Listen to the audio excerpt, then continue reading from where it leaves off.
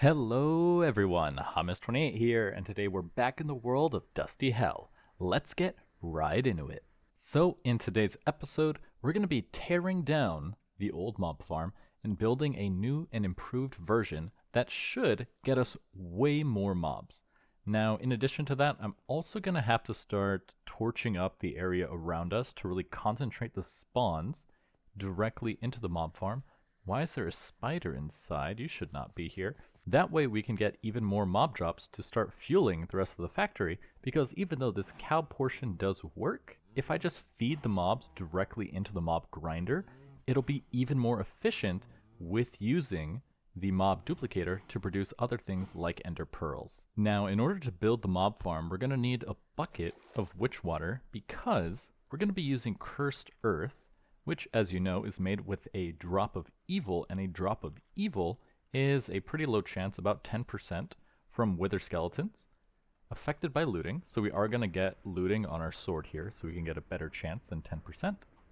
That way we can get a couple drops of evil and spread it to the base of our new mob farm. Luckily, you only need one drop of evil to spread it over a very wide area of dirt, so we'll be good to go. And then making the looting book is actually quite cheap. As you could see, it takes 3,000 millibuckets of knowledge, a single book, and gold ingots, and goes up to tier 3. So I'm going to craft this real fast, and then we're going to go hunting for some wither skeletons. Alright, so we have our sword with looting 3. It is daytime though, so we're going to have to wait till night comes to hunt some skeletons. Now, it's pretty easy to get them into wither skeletons. You just come out over here. Once we see one, we're going to run up to it, place our witch water, and then pick it back up, and then kill the ensuing wither skeleton so we can get our drop of evil. Funny enough, I found a skeleton trapped underneath the farmland, so let's see if he drops one. And we got it. One drop of evil.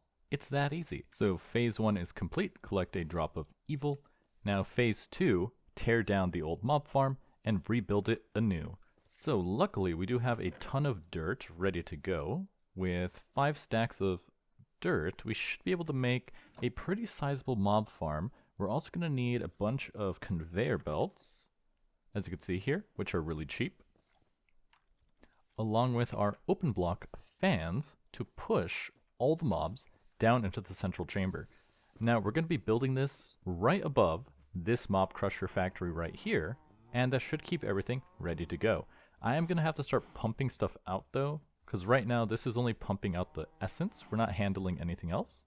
We can also take this solidified essence and throw it into the magma crucible to start using it for essence of knowledge, because one of the good things about having this mob farm is we're going to be able to start making our theiums. The cryotheium, aerotheium, and petrotheium, which we're going to need to finish out the rest of the pack. So when we come back, the mob farm will be completed. Man, I gotta say, tearing these things down, never as fast as building them back up. And voila, that eyesore of an old mob farm is gone. So now we're going to build the new one, as I said, right over here. And I had a spectacular idea. We can only really get endermen, creepers, zombies, spiders, and skeletons. So we can't get blazes, we can't get gas, we can't get wither skeletons, but I realized if I use a 3x3 or maybe a 4x4 dropping hole, I could have witch water suspended on some signs. That way skeletons, as they fall through, will have basically a 50% chance to get converted into a wither skeleton, so we can also farm coal, wither skeleton heads, more drops of evil, and stuff like that. So I'm going to see if I can work that into the design, and when we come back, it'll be finished. Alright, so I have the base foundation for the farm. As you can see, it's like double wide, because usually you have to use water, but since I can use conveyor belts, I can make them bigger, as this should let spiders get caught more easily. And then I added the glowstone here on this bottom layer, just so when I look up at it, it's not so dark, it's a little bit lit. But now we're going to add dirt to this bottom layer here. I'm going to connect it with like a bridge of dirt. That way when I place the cursed thingamabob, it should change all of it at once. Now I do have to do that last, just because once we turn this mob farm on, it's going to be very difficult to turn it off. Okay, so now I have fans placed all along the walls. In my prior version, the fans were directly on top of the spawning platform, which I changed in this version because I don't want to block any spawns. I'm not 100% sure, but I think levers block spawns as well. So I'm going to have a little divot to hold the levers and the fans in the wall, as you can see there. But then, as you can see, they're all oriented to push from this back corner all the way over here. And in testing, they can push to about right here, and since everything is going to come to this corner, even though the fans don't fully reach it, the other mobs should push them into the abyss so we can collect their souls. Alright, now that I think about it, it probably would have been a lot safer if I had like a path for the dirt to leave the mob spawner instead of me being inside of it. But I think this is fine. Now we're going to take our drop of evil, and when I place it on the dirt, it should, theoretically, spread to all the other dirt, and mobs do spawn, as you can see. So, and then after I place it, I'm going to have to jump down. There's the drop of witch water, which should catch a couple skeletons, but overall, I think this should work. Now then, I just have to break the dirt blocks with my handy drill, and we should be good to go. Okay, it works. It works really fast, and I didn't have enough time. Okay, I just gotta get out of here.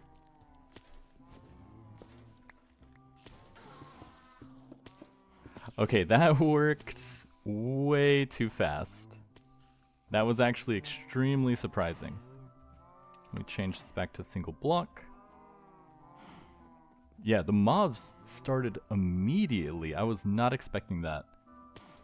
It is annoying though, because there's now that dirt in the way, which is going to clog things up a little bit, but it looks like they're still falling down pretty fast. Maybe if I go up on the roof of it, I might be able to reach the dirt from the top so I can clear that out, and that should improve the efficiency.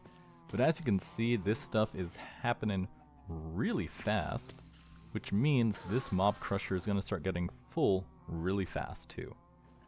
But it is working, which is really nice, which means this mob crusher is now producing more items as well from the essence, as you can see, and it's working as expected. It even looks pretty nice too, if you take a look from up here. Has a little bit of a design from where the fans and the levers are. But I gotta say, it came out really well, and look at that. It's so much faster than the previous version. I'm just gonna have to put a chest or something to start collecting all the mob drops, because this is going to get full really fast. Well, I have to say, it is performing far above expectations. So you can see I threw a bunch of crates back there to store most of the drops. I'm trying to automatically filter out all of the equipment. I'm not quite sure how to do that though, so it's kind of just like, kind of finicky. But it seems to be working with mostly everything, as you can see, and filling into the drawers, which means we're also collecting more slime, flint, spider eye, and those kind of materials, which is pretty cool. There is a bug in it though. As you can see with the witch water, some of the mobs are getting stuck up there because they're a bit too tall, so the wither skeletons do take a little bit longer to fall down. But as for everything else, it works really well. So you can see we already have 2 wither skeleton skulls. If I ever need to, I can come around the back here and then check the inventory to see if it's getting clogged. But so far, it's working really well. Now, it does look like, see, we're even collecting a lot of fluid essence. I turned off the mob duplicator because now that we're collecting a bunch of ender pearls this way, I don't really need it. And because the timing isn't perfect, every once in a while an enderman would escape, which is not good. Why do I see a mob outside the mob farm? And it's these guys. Yeah, these creepers are really annoying. They seem to just like, once they land, they teleport out. And they're really annoying to fight as well. This is where I fought one and it blew up. And they're more dangerous too. It's funny. A side effect of the witch water, in case you didn't know, witch water makes creepers turn into charged creepers. It also makes the other mobs very dangerous. So stuff like the endermen become really dangerous to fight because they just become so much faster. So I'm thinking I might get rid of it, but I do like collecting the extra coal and wither skeleton skulls, so I might leave it in. it has its trade-offs, you know? Well, after final testing, I decided to remove the witch water, mostly because I kept seeing endermen and ender creepers escaping and teleporting around really fast, which was starting to freak me out. But other than that, it seems to be going pretty well, especially during the daytime. Now, those ender creepers did cause a little bit of damage, so I'm going to have to fix that. Fix the floor, replace the dust, stuff like that. But overall, the mob farm is complete, which is really nice, and it's working far above expectations.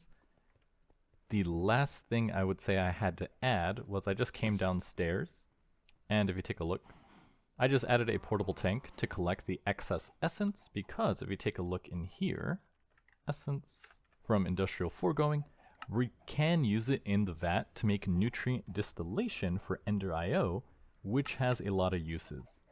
Like in the zombie generator, you can also use it in the reactant dynamo. You can also transform it, I believe, into other stuff using the, I forget how to do it, let's see, essence bucket uses. Here we go, fluid dictionary conversion. So we can turn essence from industrial foregoing into liquid XP and essence of knowledge from thermal foundation, which is very nice. But it does seem like the number of teleports has stopped now that I've removed the witch water, because I think the witch water was making them a little too powerful. But other than that, I think we're good with the mob farm in getting all of our mob drops now. Now, I did notice that our ingot processing did break down. As you could see, it's full of conductive iron because this guy ran out of redstone, which meant it wasn't turning into electrical steel, it was just making more conductive iron, which clogged up this whole thing, which is annoying. So you could see this has electrical steel when it shouldn't have electrical steel, which has clogged it up.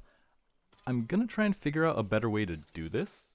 Now that we have access to AE, maybe I should... Actually, now that we have access to AE, it might be better if I just store stuff in tanks and then figure out a way to only distribute items along with the stuff in here. That way it always produces the right alloy.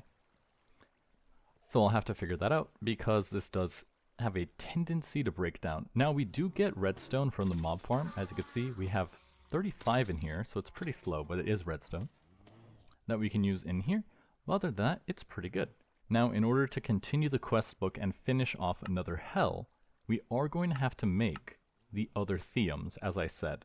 Petrotheium, cryotheium, and aerotheium, and make our theiums. But before we get into that, I do want to do a couple more of this expedient solution stuff and make the endergenic generator. But of course, to make this, we are going to need those gelid crystals, which will take cryotheium. Luckily, cryotheium should be pretty easy. To make the gelid cryotheium, we just need to use the vat, mix it with destabilized redstone, blizz powder, and snowballs to make the gelid cryotheium. Snowballs we can easily get just by making a snowman, and he can produce snow for us infinitely. But the blizz powder, now the blizz powder will take that essence we've been collecting from the mob farm. 200 millibuckets of essence with 2 snowballs makes the blizz powder, and then we can use it to do all sorts of stuff, but we're going to be using it to make our cryotheium dust. It is funny though, because you can see you need blizz powder to make the gelid cryotheium, and then you just put the gelid cryotheium back into the blaze powder to make your cryotheium dust, which is kind of funny. Now let's see, you can turn 5 blizz powder into 1 blizz rod, and then 1 blizz rod pulverizes into 4 blizz powder and a snowball. So there might be a way to do something there in order to make it more efficient and run around in a circle, but I guess we'll have to find out. But for now, we're going to have to use that essence we've been collecting in order to make our blizz powder. So first things first, we're going to need a fluid transposer. I might have one lying around somewhere, unless I moved it. I may have moved it. So we'll just craft one, it's no big deal. So there we go, 1 fluid transposer. We're going to need some fluid ducts, and I guess we don't have any, in order to pump out our essence. And actually, I might have just moved them into this chest here. I did do that. It's got to be reinforced servo. So now if we just come out over here and come up this way, we can just connect this fluid transposer right here. Grab my wrench. Have that set to pull. And if we just have auto input on the right side, this will fill with essence. And now we just need to grab our snowballs. So now if we grab our snowballs here, we only have 5 so far. We're going to have to get more. Luckily, there's tons of ways to get them. Like I said, we probably are going to use the snowman method. But now we just take our snowballs, put in here, and he has no power to do anything. That's fine. I can supply him with power from our flux capacitor. And why aren't you working? Essence, snowball, fill mode.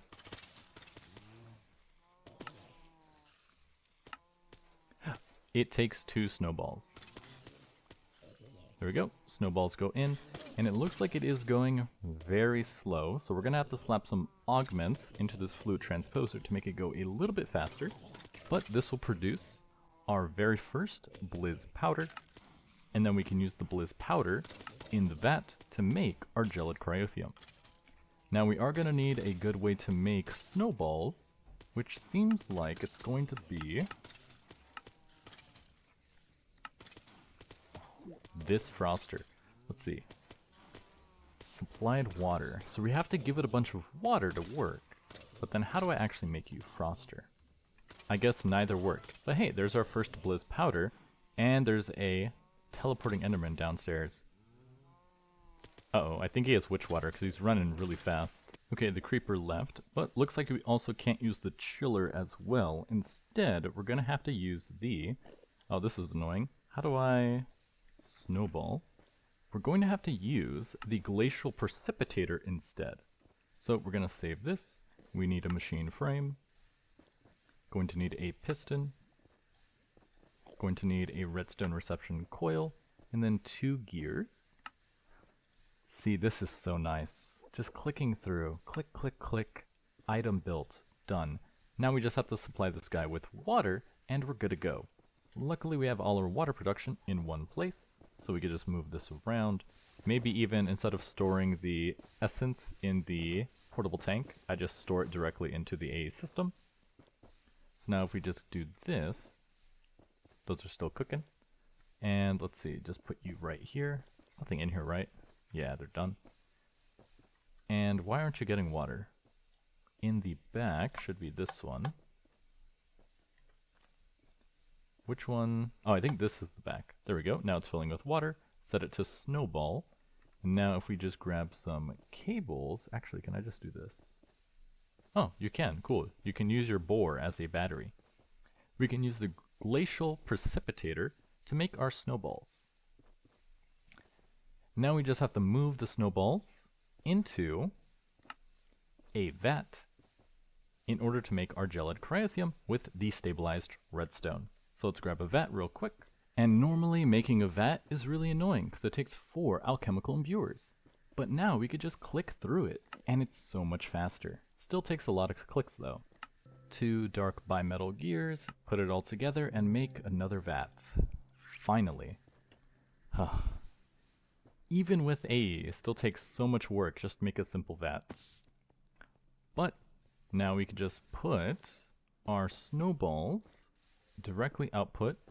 I think it's the top slot, right? Yep. Right here.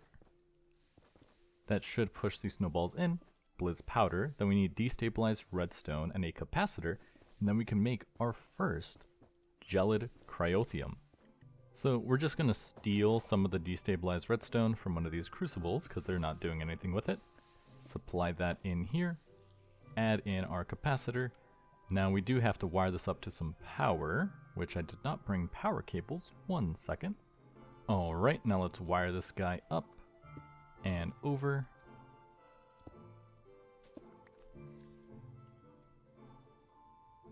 And it looks like it ate it. Good, it's working. Progressing. And then our first gelid cryotheium.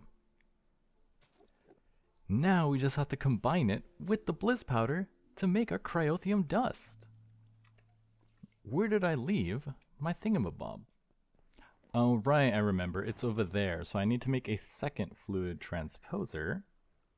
And now with this fluid transposer, we can now mix together this gelid cryotheium. So let's configure this I/O and have this push to the left, and we'll have you import on the left side gelid cryotheium.